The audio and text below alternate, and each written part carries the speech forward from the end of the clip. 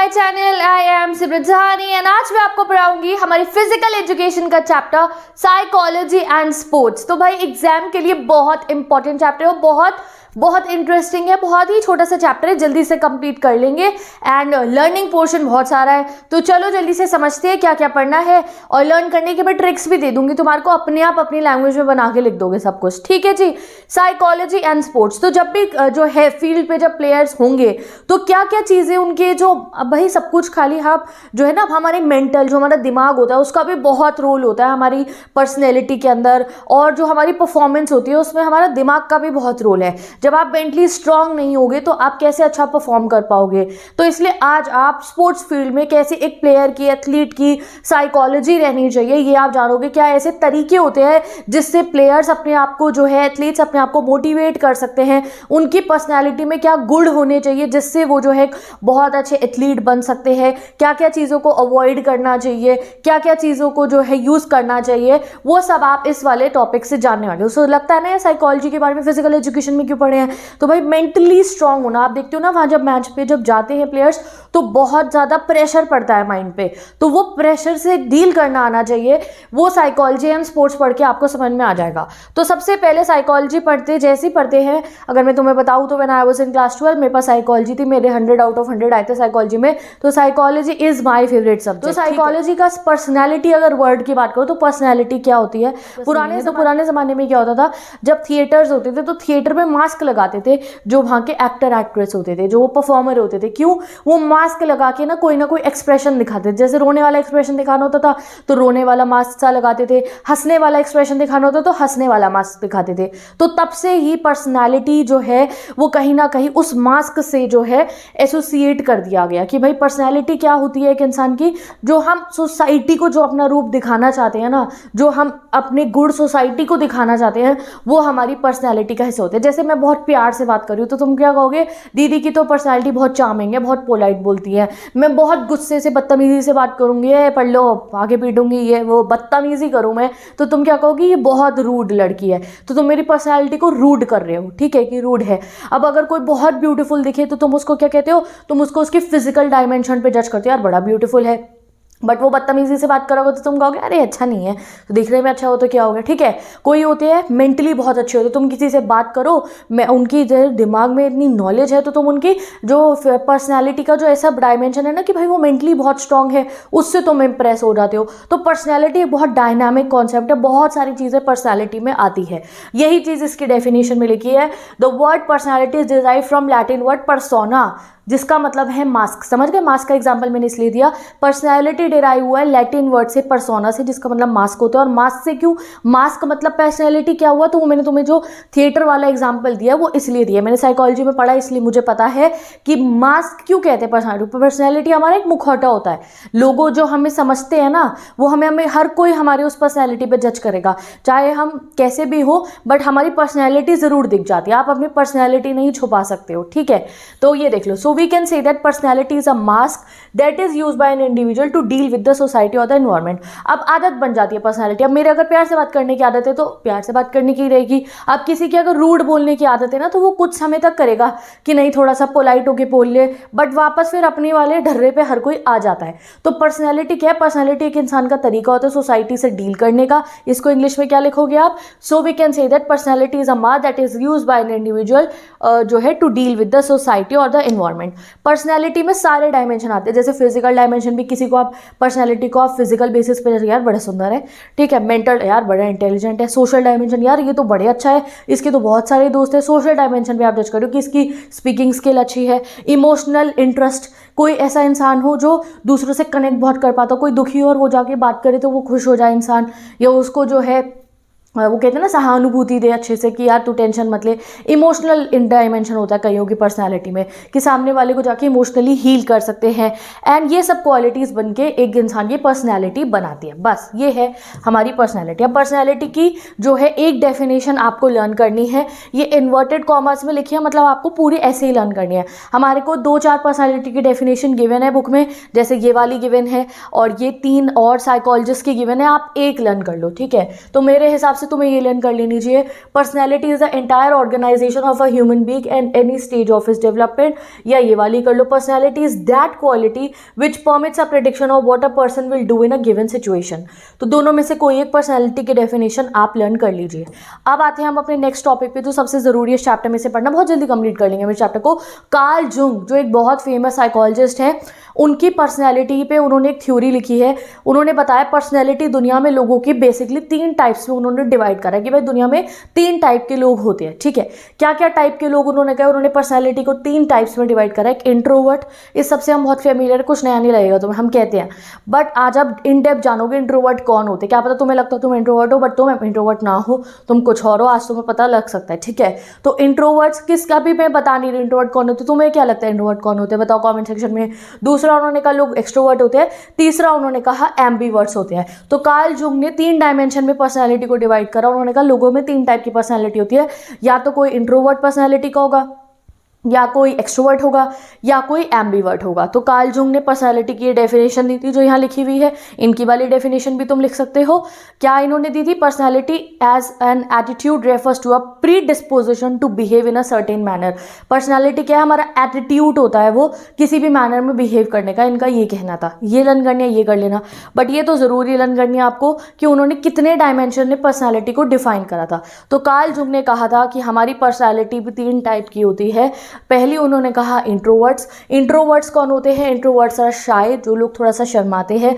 Self conscious होते हैं, self conscious होते हैं, सोचते हैं यार लोग मेरे बारे में क्या सोचेंगे, क्वाइट रहते हैं, इसलिए ठीक है, क्वाइट रहते हैं, अपना इंटरेस्ट अपने अपने में रहते हैं, दूसरों से ज़्यादा घुलते मिलते नहीं है, ठीक है। अपनी दुनिया अपने दिमाग में बना के रखते हैं, अपनी थॉट्स और अपनी फीलिंग्स को अपने साथ रखते हैं। ऐसा नहीं कि दिमाग में कोई बात आई तो 10 जनों से शेयर कर रहे हो। And incline to worry and easily upset, ठीक है, कभी कभी एकदम से चिंता भी बहुत करने लगते हैं और अपसेट भी बहुत जल्दी हो जाते हैं। ये है इंट्रोवर्ट पर्सनालिटी के लोग। तो अगर किसी इंसान में ये सब एलिमेंट्स है तो वो इंट्रोवर्ट है, ठीक है। नेक्स्ट उन्होंने कहा एक्सट्रोवर्ट्स होते हैं। एक्सट्रोवर्ट्स इंट्रोवर्ट का बिल्कुल उल्टा होता है। एक्सट्रोवर्ट्स आर सोशल, बिल्कुल सोशल होते हैं भाई, 10-15 उनका ग्रुप होंगे दोस्तों के, और हर एक के बढ़िया बहुत ही शान होगी उनकी उस ग्रुप के अंदर। ओपन होते हैं, फ्रैंक होते हैं, अपनी बातें लोगों से शेयर कर सकते हैं, लोगों की बातें सुन सकते हैं। आउट गोइंग होते हैं, इधर उधर घूमना फिरना उन्हें बहुत पसंद होता है। Eager to do things adaptable, कोई भी नया काम ना जो उनके कंफर्ट जोन के बाहर को वो करने को तैयार है। इंट्रोवर्ट लोग अपने कंफर्ट जोन से बाहर नहीं आना चाहते। नॉट ईजिली वरीड, अरे इतना कुछ डरते वरते नहीं, यार ये जो होगा देखा जाएगा। और एम्बैरेस, इससे शाय फील नहीं करते हैं एक्सट्रोवर्ट लोग। And willing to work with others, दूसरों के साथ ग्रुप में काम करने को तैयार होते हैं, जो इंट्रोवर्ट इंसान नहीं होता, ठीक है। अब उन्होंने कहा ये तो देखो एक्सट्रीम एंड होगा, एक इंट्रोवर्ट जो अपने में रहना चाहता है, एक्सट्रोवर्ट जिसे बाहर की दुनिया से मेल जोल रखना पसंद है। ये तो 2 एक्सट्रीम पॉइंट हो गए, ये बिल्कुल साउथ पोल नॉर्थ पोल। अब वो कहते हैं कुछ लोग ऐसे ना ऐसे भी होते हैं, जैसे तुम कहोगे दीदी हम कभी कभी इंट्रोवर्ट हो जाते हैं, कभी कभी अकेला रहना पसंद है, कभी कभी दोस्तों के साथ। एक ऐसा भी तो डायमेंशन होता है, हर एक को आप कोई नॉर्थ साउथ थोड़ी कह सकते हो। तो यही चीज़ समझ ली थी कार्ल जुंग ने, और उन्होंने कहा एक तीसरा पर्सनालिटी का डायमेंशन भी होता है, उसे हम कहते हैं एम्बीवर्ट्स।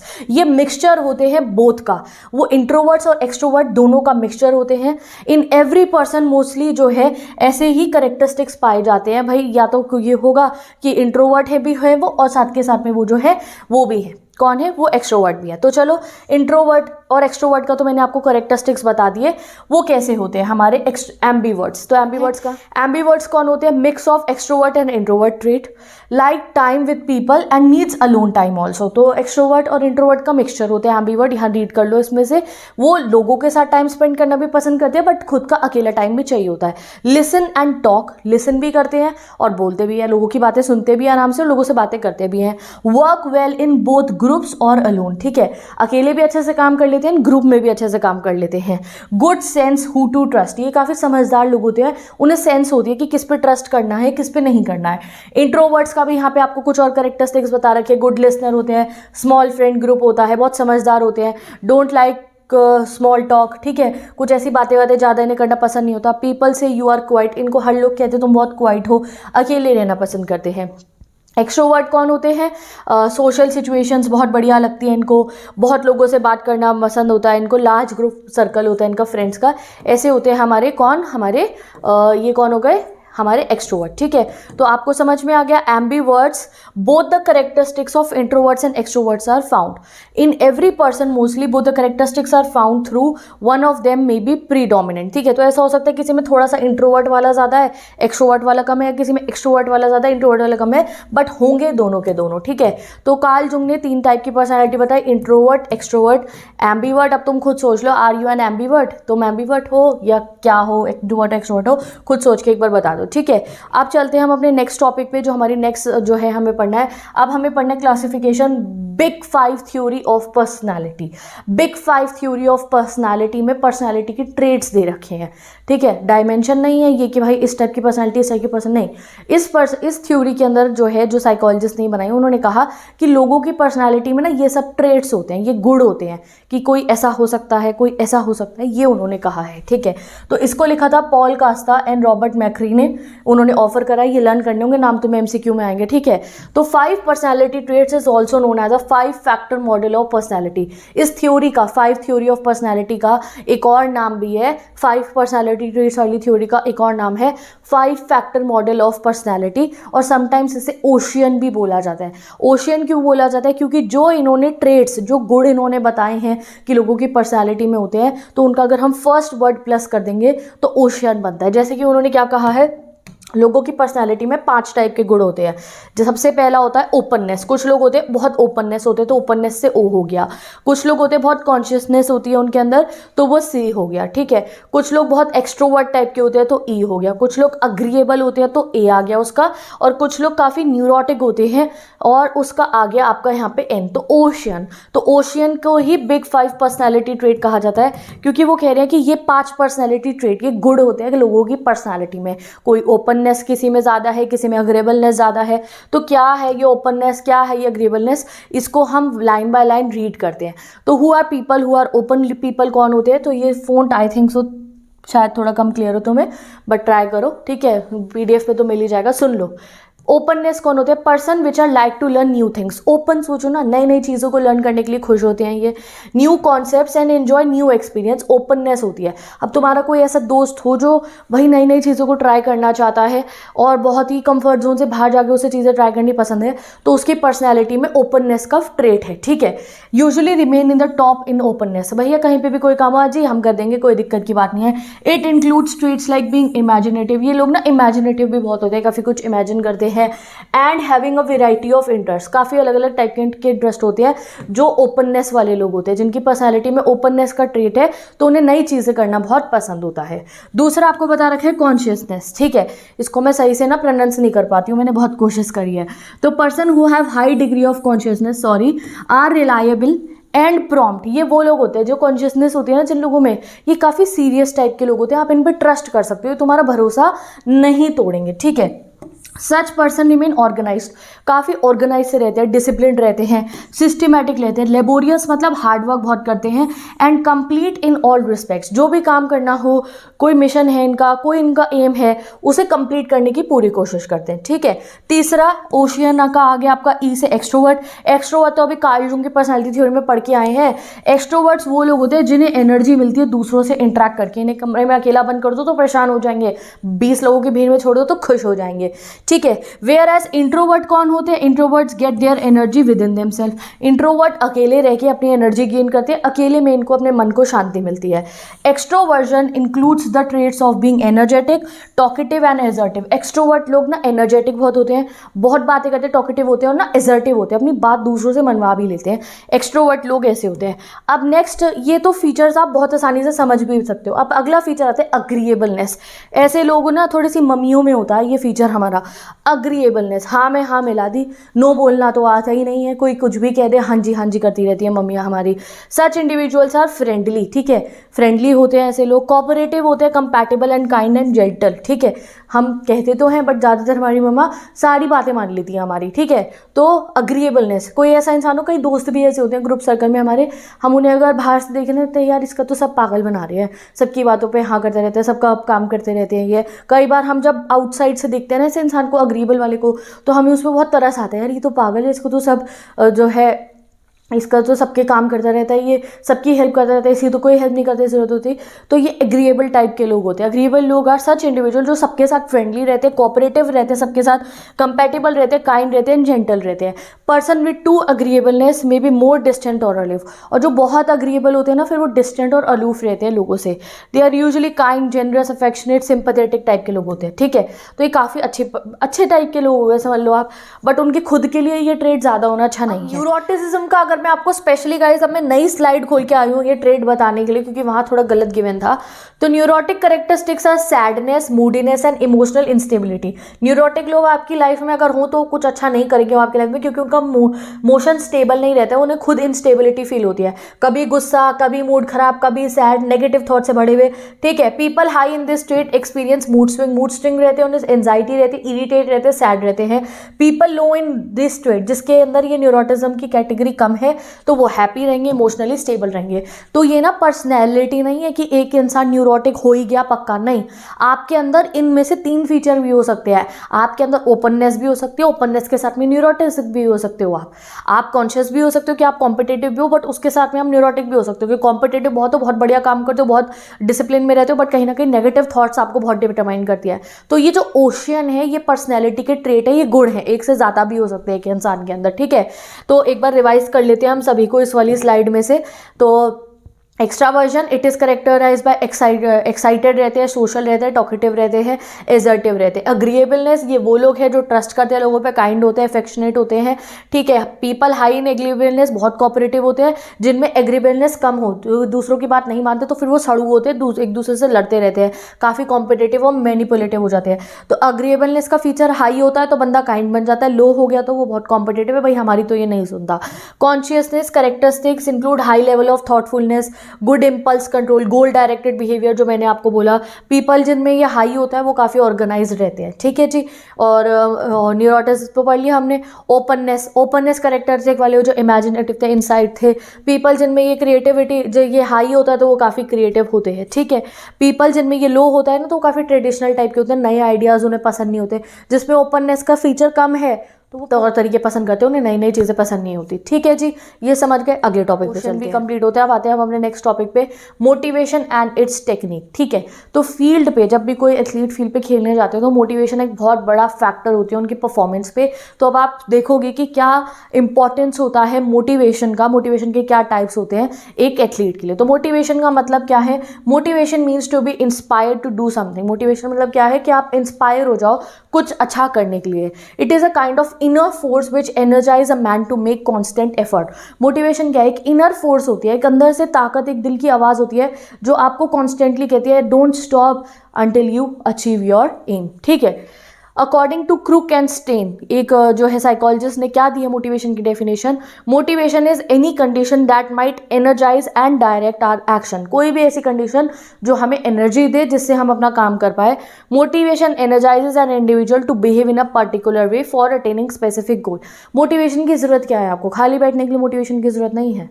ठीक है, आपको कोई गोल अचीव करने के लिए, आपकी लाइफ का कोई एम है, मिशन है, उसके लिए ही सिर्फ आपको मोटिवेशन की जरूरत है। तो मोटिवेशन की एक डेफिनेशन लर्न करना जरूरी है। So there are 2 types of motivation. पहली होती है इंट्रिंसिक मोटिवेशन, जो अंदर की मोटिवेशन होती है, the best form of motivation जो आपको खुद से आ जाती है। ठीक है, second one is extrinsic motivation, जो किसी और के कहने पे आप मोटिवेटेड हो तो कुछ करो, या कुछ एक्सटर्नल बेनिफिट्स को सोच के कि यार ये रिवॉर्ड मिलेगा, या पनिशमेंट के डर से यार ये पिटाई हो जाएगी, पढ़ाई नहीं करी तो पढ़ना पड़ेगा, नंबर लाने पड़ेंगे, तो वो एक्सट्रेंसिक मोटिवेशन में आता है कि आप रिवॉर्ड, डर, फियर, पनिशमेंट, इन सब के लिए अगर कोई कार्य कर रहे हो तो वो एक्सट्रेंसिक मोटिवेशन पे कर रहे हो। बट जब आपके मन की आवाज़ कह रहे हैं, आप दिल से सोच रहे नहीं I have to do something, तो वो इंट्रिंसिक मोटिवेशन में आता है। आपको ये नहीं कि आप अवार्ड के लिए पढ़ रहे हो या आप जो है जीतने के लिए, हारने के लिए, पनिशमेंट से डर के पढ़ रहे हो, नहीं। इंट्रिंसिक मोटिवेशन दिल की आवाज़ से आती है। एक्सट्रिंसिक मोटिवेशन में काफ़ी एक्सटर्नल फैक्टर्स आपको वो काम करने पे मजबूर करते हैं। ठीक है, तो चलो पढ़ लेते हैं। Intrinsic motivation, this motivation is with in an individual and guides him और हर टू परफॉर्म बेटर। अपने अंदर की आवाज़ की नहीं यार अच्छा करो और अच्छा करो। It based upon needs, interest, nature, emotion and social need. It also depend upon knowledge of result, personal factor, competition, zeal. He or she participates in sport for his or her own सेक, अपनी मर्जी से, अपने दिल से जो आवाज़ आती है ना, उसको कहते हैं हम इंट्रिंसिक मोटिवेशन। एक्सट्रिंसिक मोटिवेशन की अगर बात करें तो this motivation depends upon environment, आपके इन्वायरमेंट पे डिपेंड करता है ये। It is of various types, like अगर आपको लग रहा है अरे यार मुझे ये जीतना है, मुझे ये मेडल जीतना है, इसके लिए मुझे जो है ये परफॉर्म करना है, पनिशमेंट से डर कर, ठीक है, टीचिंग मेथड्स या फिर इक्विपमेंट सराउंडिंग, इन सब पे डिपेंड करता है हमारा एक्सट्रिंसिक मोटिवेशन, ठीक है। चलो अगला आता है टेक्निक्स ऑफ मोटिवेशन, क्या तरीके जिससे आप एक इंसान को मोटिवेट कर सकते हो। तो हेल्दी सब अगर स्पोर्ट इन्वायरमेंट होगा तो एथलीट्स अपने आप मोटिवेटेड रहेंगे, अच्छा इन्वायरमेंट होगा, अच्छा तरीके से जो है अगर लोग परफॉर्म कर पाएंगे, कोई पार्शियलिटी नहीं हो रही है और क्लीन गुड स्पोर्ट्स फील्ड है, गुड क्वालिटी इक्विपमेंट हो रहे हैं, तो ये सब पॉजिटिव चीज़ें मन से अच्छे से मोटिवेशन लेकर आती है, ठीक है। तो आप पॉजिटिवली सोचोगे तो भी मोटिवेटेड रहोगे। दूसरा तरीका मोटिवेट करने का इंसान को, जैसे कैश प्राइजेस रखो, तो कैश प्राइज के जैसे एग्जाम का हमारा क्या होता है, अच्छा रिजल्ट, वो हमारी मोटिवेशन होती है इस टाइम से मोड़ के भाई अच्छे नंबर आएंगे। तो भाई वैसे एथलीट्स के लिए कैश प्राइजेस, सर्टिफिकेट्स, ट्रॉफीज, ये एक एक्सट्रिंसिक मोटिवेशन की तरह काम करती है। सम अदर मेथड्स क्या है मोटिवेट करने के, खुद को गोल सेट करना, वर्बल कमेंट्स यानी कि बोल के मोटिवेट करना, प्रेस करना किसी को, motivational music, positive attitude, positive self talk, ये कुछ मेथड है खुद को मोटिवेट करने के, ठीक है। तो अब आप डिफरेंस समझ गए पॉजिटिव मोटिवेशन का भी, तरीके क्या है लाने के। इंट्रिंसिक मोटिवेशन जो खुद के दिल की आवाज़ से आती है, एक्सट्रिंसिक मोटिवेशन जो बाहरी फैक्टर्स पर डिपेंड करती है, okay. Now let's study the next chapter. Oh sorry, अब अगला टॉपिक पढ़ते हैं एक्सरसाइज अडहेरेंस। ये क्या होता है, इसके बेनिफिट्स क्या है। तो एक्सरसाइज अडहेरेंस, अडहेरेंस मतलब किसी काम को आप लगातार करते रहो, ऐसा ना हो बीच में आप लीव कर दो। तो स्टडी अडहेरेंस हमारे में होती है, जैसे हम पढ़ते हैं तो पढ़ते ही है ना अपने पेपर तक कि भाई नहीं हमें नंबर लेकर आने हैं, तो एक्सरसाइज अडहेरेंस भी हमारे में होनी चाहिए कि अगर आपने सोचा है दैट मुझे फिजिकली फिट होना है और मैं एक्सरसाइज करूँ, तो ये नहीं 2 दिन जिम गए, 3 दिन जिम गए, फिर छोड़ दिया, फिर वही हो गया हाल, नहीं। तो एक्सरसाइज अडहेरेंस होना is very important. Exercise adherence is combination of 2 word, ये 2 वर्ड से बना है, exercise and adherence, which means the movement that makes your muscle work and require your body to call. तो एक्सरसाइज मतलब क्या है, movement करना, अपनी बॉडी जो है उसके मसल को वर्क करवाना, बर्न करना कैलोरी को, ये एक्सरसाइज हो गई। वेयर एज अडहेरेंस मतलब होता है टू स्टिक करना अपनी बात पे, ठीक है। तो exercise adherence refer to maintain an exercise regimen for prolong time following the initial adoption phase. It can also be said that exercise adherence is sticking to your daily exercise and goal. तो exercise adherence क्या है, sticking to your daily exercise goals. जो तुमने daily exercise goals बनाए उन्हें आप लगातार continue कर पाओ, ये नहीं एक हफ्ते जिम गया अगले दिन जाना बंद कर दिया, वो आप ना करो, ये होता है एक्सरसाइज अडहेरेंस, ठीक है।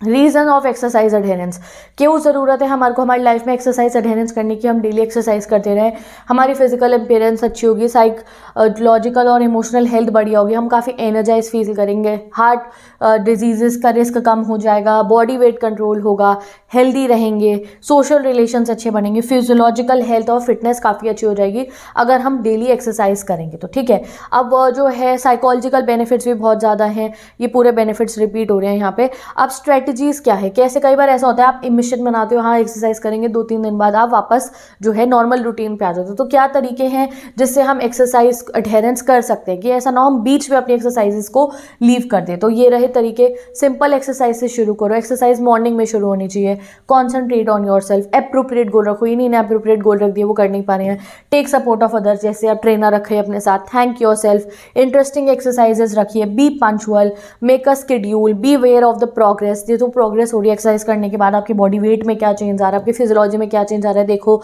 वेराइटी टाइप की एक्सरसाइज करो, यानी एक ही एक्सरसाइज के पीछे पड़ जाओ तो बोर हो के may be you can leave it, ठीक है। तो एक्सरसाइज अडहेरेंस की स्ट्रैटेजी भी कंप्लीट। अब आते हैं हम अपने नेक्स्ट टॉपिक पे, meaning and concept of aggression.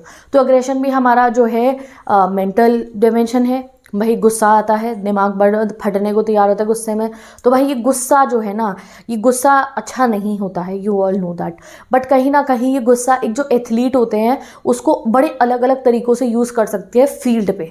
तो भाई ये क्या नई सी बात है, ये जानते हैं अब गुस्से का, अग्रेशन का स्पोर्ट्स फील्ड पे क्या रिलेशन होता है। तो अगर गुस्से की डेफिनेशन लिखनी हो, अग्रेशन क्या है, तो अग्रेशन को अलग अलग साइकोलॉजिस्ट ने डिफाइन कर रखा है, तुम कोई एक डेफिनेशन इनमें से लर्न कर लो। जैसे अग्रेशन इज अ एक्शन और response by an individual that deliver something unpleasant to another person.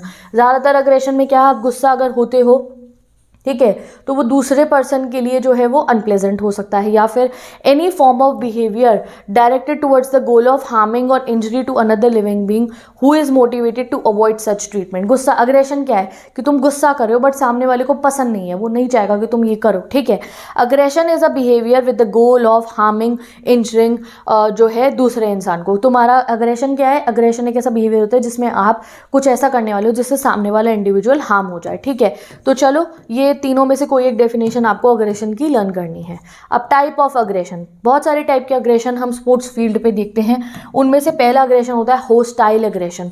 Hostile मतलब ही होता है कहीं ना कहीं किसी को फिजिकली हार्म करना। तो hostile aggression is inflicting or causing harm whether it physical or psychological on someone. It is sometimes refers to as reactive aggression and can be accompanied by anger. In hostile aggression, the main aim is to cause injury to other person. The attention is on causing pain and suffering. तो कई बार पता है कुछ ऐसे athletes होते हैं जो जब फील्ड पे उतरते हैं तो होस्टाइल अग्रेशन अपने दिमाग पे चढ़ा के ले आते हैं कि भाई हम सामने वाले प्लेयर को इंजर कर देंगे। पहले ज़माने में बहुत पहले ज़माने में हमने काफ़ी ऐसे मैचेस में देखा भी हुआ है कि कैसे कुछ एथलीट्स जो है ऐसी बॉल थ्रो कर देते हैं जिससे सामने वाला हमारा प्लेयर इंजर्ड हो जाए, ठीक है। या ऐसे जो है कुछ किक कर दी बॉल को कि सामने वाले को जानबूझ के जो है दिमाग में बनाया है कि इसको फिजिकली हर्ट करना है। ये होता है होस्टाइल अग्रेशन, ठीक है। एट टाइम्स कुछ एथलीट्स अपने दिमाग में होस्टाइल अग्रेशन लेके आते हैं कि भाई सामने वाले को फिजिकली हार्म करना है, कि उसके फेस पे लग जाए, बॉल लग जाए, बैट लग जाए, उसको फुटबॉल लग जाए, कुछ भी जिससे सामने वाला प्लेयर इंजर हो जाए और उनको बेनिफिट मिल जाए, वो उससे फिर मैच जीत जाए, ठीक है। तो होस्टाइल अग्रेशन हो गया जिसमें जो है माइंड की साइकोलॉजी क्या है कि सामने वाले को हार्म करना है, फिजिकली हार्म करना है, ठीक है। तो the intention is on causing pain and suffering, कि सामने वाले को दुख देना है, सफरिंग देनी है और उसे पेन देना है, ठीक है। तो ये होता है होस्टाइल अग्रेशन, ठीक है। नेक्स्ट इंस्ट्रूमेंटल अग्रेशन, ये एक पॉजिटिव टाइप का अग्रेशन आप कह सकते हो जिसमें आप अपने गुस्से को, अपने अग्रेशन को एक डायरेक्ट कर रहे हो, चैनलाइज कर रहे हो इन अ गुड वे। जैसे तुम्हें बहुत गुस्सा आ रहा है, यार मैंने बिल्कुल पढ़ाई नहीं करी, तो रैदर देन तुम उस चीज़ को परेशान हो या चिल्लाओ या चीज़ें तोड़ो, तुमने क्या कहा, नहीं अब नहीं कर पड़े, कोई बात नहीं, 3 दिन है 4 दिन है यार, ये 5-6 चैप्टर अच्छे से कंप्लीट करने हैं। एंड तुमने उस एंगर को, अपनी गुस्से को अपनी ताकत बनाया, and you start studying 5 chapter complete. ये क्या है, आपने उस एंगर को एक इंस्ट्रूमेंट बना लिया, उसको यूज कर लिया। तो इंस्ट्रूमेंटल अग्रेशन क्या है? इंस्ट्रूमेंटल अग्रेशन मेन एम होता है achieve a goal by using aggression. Positive form of aggression है, here aim of the player is to excel in sport. जैसे football player using aggression to tackle opponents, opponent को tackle करने के लिए aggressive mode में आ जाना, ये नहीं उसको हार्म करने के लिए, नहीं, खुद उसको टैकल करने के लिए आप अग्रेसिव मोड में आए हो, हार्म करने के लिए नहीं आए हो। एक्सपीरियंस प्लेयर इंस्ट्रूमेंटल अग्रेशन दिखाते हैं, वो फील्ड पे जाते हैं तो अग्रेशन अपने अंदर से लेकर आते हैं, खुद को अच्छा फील कराने के लिए, खुद को पॉजिटिवली परफॉर्म करवाने के लिए, ये नहीं सामने वाले को नुकसान पहुंचाने के लिए। Instrumental aggression you have to copy this, आपको ये डॉक्यूमेंट में से देख लेना, ठीक है। अब होस्टाइल अग्रेशन, होस्टाइल अग्रेशन ये है जो मैंने आपको बताया था, दूसरे को चोट पहुंचाने के लिए ये करा जाता है। जेलेसी, बैड फीलिंग की वजह से हो सकता है कोई प्लेयर एक दूसरे से जेलेस हो, बैड फीलिंग हो, हर्ट करने के इंटेंट से जो है होस्टाइल अग्रेशन होता है। कई बार ये अनप्लान्ड होता है कि फील्ड पे एकदम से बॉल ऐसे फेंक दी कि सामने वाले को लग जाए, गुस्से में इम्पल्सिव कि एकदम से गुस्सा आ गया सामने वाले एथलीट पे और जान के कुछ ऐसा थ्रो कर दिया कि उसके फेस पे लग जाए या कुछ हो जाए। और कभी कभी प्लान भी करी जाती है ये चीज़ कि इसको तो यहाँ पे चोट पहुंचाएंगे। Main aim is to cause harm or injury to your opponent. It is usually unplanned, ज़्यादातर अनप्लान्ड होता है, इंपल्सिव होता है, एकदम से गुस्सा आ गया एंड तब एक एथलीट ऐसा कर सकता है। However it may also be planned to injury to intended player, कि इसे इंजर करना है भैया इस प्लेयर को। This kind of aggression arises from insult. अगर किसी एथलीट की इंसल्ट हुई हो, हर्ट हुआ, बैड फीलिंग हो, उसके अंदर जेलसी हो या उसे किसी बात का डर हो, तब वो होस्टाइल अग्रेशन फील्ड पे दिखाता है। For example, a bowler throwing a bouncer deliberately injured batsman, जान के ऐसा बाउंसर मारा कि इंजर हो जाए batsman. In some extreme cases hitting an opponent deliberately, hit कर दिया उसे, उसका पाथ रोक दिया, उसको गिरा दिया टांग अड़ा के, ये सब करते हैं जो है हमारे होस्टाइल अग्रेशन। इसमें assertive behaviour, assertive behaviour anger से थोड़ा सा डिफरेंट होता है। This is defined as behaviour that involve the use of legitimate physical or verbal force to achieve one purpose. यानी कि अपना पर्पस अचीव करने के लिए या तो फिजिकल फोर्स लगाओ या फिर वर्बल फोर्स।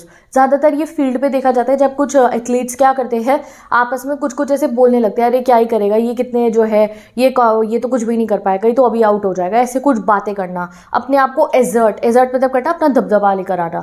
तो फील्ड पे अपना दबदबा लेकर आना, ऐसे बोलना, अरे ये क्या ही करेगा, ये क्या ही करेगा कि सामने वाले के मोरल को जो है लो कर दो, उसका कॉन्फिडेंस लूज हो जाए और वो हार जाए।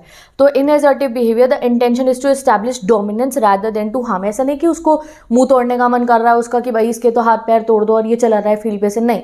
क्या है मन क्या कर रहा है उनका कि भाई इसको डरा दो, ऐसे माहौल बना दो, उसको डरा दो, उस पर अपनी डोमिनेंस कर दो कि तू है क्या हमारे सामने, तू तो हारेगा, तू तो आज हारेगा, ये ऐसे कहना, ये तो क्या ही कर पाएगा। तो it is known as assertive behaviour. ठीक है, अब नेक्स्ट हमारा लास्ट टॉपिक आता है चैप्टर का, psychological attributes in sports. Psychological attribute sports में क्या क्या होते हैं? तो ये कुछ एट्रीब्यूट्स होते हैं जो एक प्लेयर को हेल्प कर सकते हैं अपनी परफॉर्मेंस को अच्छा करने में। पहला सेल्फ एस्टीम है, दूसरा मेंटल इमेजरी है, next self talk and goal setting. ठीक है, तो चलो पढ़ते हैं सेल्फ एस्टीम। तो self esteem is the way you feel about your self. Self esteem मतलब क्या? जो आप खुद के लिए फील करते हो उसे सेल्फ एस्टीम कहते हैं। अपनी सेल्फ रिस्पेक्ट को हम सेल्फ एस्टीम कहते हैं। तो स्पोर्ट्स में इंपॉर्टेंट है for athlete to have positive self esteem. It helps in building confidence, motivation. तो ऐसा होना चाहिए कि जो एक स्पोर्ट्स पर्सन है उनके दिमाग में अपनी ना अच्छी जो है उनको सेल्फ एस्टीम होनी चाहिए, उन्हें खुद पे भरोसा होना चाहिए। जब उन्हें खुद पे भरोसा होगा, कॉन्फिडेंस होगा, तो वो अच्छा परफॉर्म कर पाएंगे। Athletes with low self esteem में स्ट्रगल विल सेल्फ डाउट। जिनकी सेल्फ एस्टीम लो होगी तो वो अच्छा परफॉर्म भी नहीं कर पाएंगे, उन्हें लगेगा यार मैं नहीं कर पाऊंगा, उनमें सेल्फ डाउट होगा, नेगेटिव थॉट होगी, एंजाइटी होगी, which can affect their performance. Building self esteem can be done through positive reinforcement. Self esteem अब बिल्ड कैसे होगी? जैसे पेपर से पहले मैं भी आपको कहती हूँ, डरना नहीं है। सेल्फ एस्टीम अगर मोरल ही लूज कर दिया तो कितना पढ़ाई कर रखी हो, परफॉर्म नहीं कर पाओगे अच्छा पेपर में। तो वही है, अपने ऊपर कभी डाउट नहीं करना है, मेहनत करनी है और अपनी सेल्फ एस्टीम हाई रखनी है। ठीक है, तो ये पॉजिटिव रीइंफोर्समेंट से हो सकता है। एक ऐसे अचीवेबल गोल्स रखो। अगर कोई भी आप प्लान बनाते हो और वो अचीव ही नहीं हो पाता है तो सेल्फ एस्टीम लो होती है। आपने कुछ सोचा और वो आपने करके दिखा दिया तो सेल्फ एस्टीम हाई होती है। Focusing on personal growth. Competition जब आप नहीं करोगे, सामने वाले से खुद को कंपेयर नहीं करोगे, तो भी आपकी सेल्फ एस्टीम हाई होगी। तो ये एग्जाम के लिए इंपॉर्टेंट है, पूरे एंटायर चैप्टर में से याद रखना है ये वाला पोर्शन सबसे ज़्यादा। Next mental imagery. Mental imagery is also known as visualisation और मेंटल रिहर्सल। ये एक बहुत बढ़िया तरीका होता है, विजुअलाइज करो अपने दिमाग के अंदर। ठीक है, it is a technique use by athletes to imagine themselves performing successfully in their sport. Imagine करो कि मैं जो है स्पोर्ट्स फील्ड में हूँ और मैं बहुत बढ़िया से परफॉर्म कर रहा हूँ, पूरी की पूरा ऑडियंस मेरे लिए चेयर अप कर रहा है, मैं बहुत बढ़िया खेल रहा हूँ। ऐसा इमेजिन करो, अपने दिमाग में विजुअलाइज करो इस चीज़ को। It involves creating vivid and detail mental images. अरे मैंने यहाँ से रन लिया, मैंने ये करा वो करा, डिटेल्स ऐड करो उसके अंदर। ठीक है, एंड ये जो टेक्निक होती है mental imagery can help the athlete to improve their performance by increasing confidence. अब जब ऐसा इमेजिन कर लेते हैं तो कहीं ना कहीं मन में कॉन्फिडेंस आ जाता है, एंजाइटी कम हो जाती है और इससे क्या होगा, जो फील्ड पे भी जाके अच्छे से परफॉर्म कर सकते हैं प्लेयर्स। ऐसा तुम अपने एग्जाम से पहले अपने दिमाग में भी मेंटल इमेजरी बना सकते हो कि मेरा पेपर बहुत अच्छा हो रहा है, मैं हर एक आंसर को सॉल्व कर पा रहा हूँ। तो जब आपका माइंड ये चीज़ें सोच लेगा, आपका सबकॉन्शियस रेडी हो चुका है, ये सोच ली, सबकॉन्शियस में ये इमेज बन गई है कि yes you will perform better, you will perform best, तो उसका रिजल्ट भी अच्छा ही होता है। ठीक है, नेक्स्ट आता है इसमें सेल्फ टॉक। सेल्फ टॉक मतलब खुद से बातें करना, जैसे दिख रहा है। Self talk refers to internal dialogue that an athlete has with themselves. खुद से जो एथलीट बात करते हैं खुद को मोटिवेट करने के लिए। इट कैन बी पॉजिटिव और negative and can affect N athletes thought. ये पॉजिटिव भी हो सकता है, आप खुद से पॉजिटिवली बात कर रहे हो या खुद से नेगेटिवली बात कर रहे हो। Positive self talk include encouraging and supportive language. खुद को बूस्ट कर, नहीं नहीं तुम्हें ये करना पड़ेगा, पॉजिटिव, अरे तू कर सकता है, डर मत, खुद को हम कहते हैं। Negative self talk involve critical self depreciating language. यार तो क्या ही करेगा, मेरे तो कुछ बस की ही नहीं है। इससे जब अगर कोई कहे तो वो सेल्फ को डेप्रिशिएट कर रहा है, खुद की नज़रों में ही खुद को गिरा रहा है। ठीक है, तो ये लैंग्वेज से जो है सेल्फ एस्टीम डिक्रीज होती है, एंजाइटी इंक्रीज होती है। तो सेल्फ टॉक कैसे करनी चाहिए हमें खुद को अंदर से पॉजिटिवली कहना चाहिए, अरे नहीं कर लेंगे, कोई बात नहीं, आज नहीं हुआ कल हो जाएगा, मेहनत करेंगे तो एवरीथिंग विल बी पॉसिबल। और अगर हम खुद को कहेंगे अरे मैं किसी लायक ही नहीं हूँ, तो उससे सही में कुछ नहीं होने वाला है। तो we should always do positive self talk. Athlete can improve their self talk by learning to recognise and challenge negative thoughts. अब एथलीट सेल्फ टॉक पॉजिटिव वाली कर कब पाएंगे, जब नेगेटिव इमोशंस को हटा पाएंगे, नेगेटिव थॉट्स को पॉजिटिव थॉट्स के साथ रिप्लेस कर पाएंगे। ठीक है, लास्ट वन होता है गोल सेटिंग। ये एक बहुत ही बढ़िया तरीका होता है एथलीट्स के पास अच्छा परफॉर्म करने का। Goal setting is the process of setting specific measurable and achievable objectives for an athletes to work towards. यानी कि एक ऐसा गोल बनाओ जो अचीव हो सके, अचीवमेंट के बाद उसे मेजर कर पाओ क्या बढ़िया करा है। It is an effective way to motivate athlete, monitor progress and improve performance. जैसे हम जो है अपना एक एथलीट्स को गोल सेट करना चाहिए, भैया इस एक हफ्ते के अंदर मुझे इतनी स्पीड गेन करनी है, मुझे ये सब सारी एक्सरसाइजेस करनी है, ये करना है, वो करना है, इतने सारे मैचेस खेलने हैं, कुछ भी अपना गोल बनाया एंड आफ्टर 1 वीक वो अपने उस गोल को चेक करे, मॉनिटर करे अपने प्रोग्रेस को। Goal should be realistic, goal realistic होने चाहिए जो सच्ची में अचीव हो पाए, चैलेंजिंग होने चाहिए।